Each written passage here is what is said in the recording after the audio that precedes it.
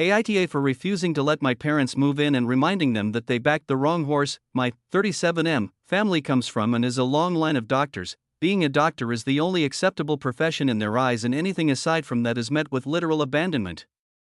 Which is what happened to me when I turned 17 and told my family I was not going to be a doctor but to build an acting career/social media career. YouTube wasn't huge then, and supplement my income with small business endeavors. When I told my family this, they kicked me out and we subsequently lost contact for 17 years. During time they moved to the UK and my sister became a doctor and my older brother got into a very competitive stream for surgery, neurosurgery, specializing in spinal tumor diagnosis and removal, which he has now finished.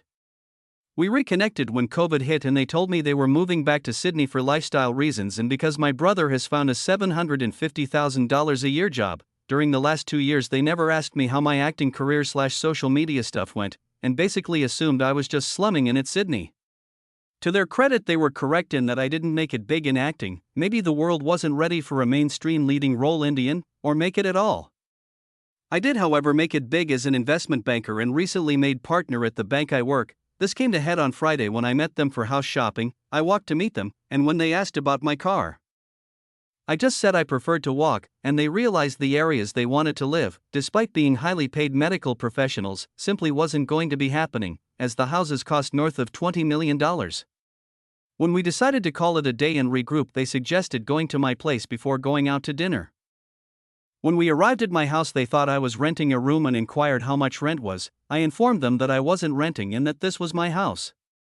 They lost their shit, accusing me of lying to them for years and only meeting up to rub their face in my probably illegally gained wealth, and capped it off by informing me that they'll be living with me now instead of with my oldest brother, since they can't be seen living in a worse house than their son. I laughed at them and reminded them that they bet on my brother and sister, not me, and that they have a better chance of living with my neighbors than me. At that point they threatened to cut me out of their will, to which I reminded them of the fact that they can't even afford to buy at my area. So their will and assets don't really matter to me. Now they aren't talking to me, and my brother and sister are saying I should have been proactive in letting them know of my success. I have a public LinkedIn profile, so they literally never Googled me. Edit. Getting a lot of hate about including the term social media influencer in my post.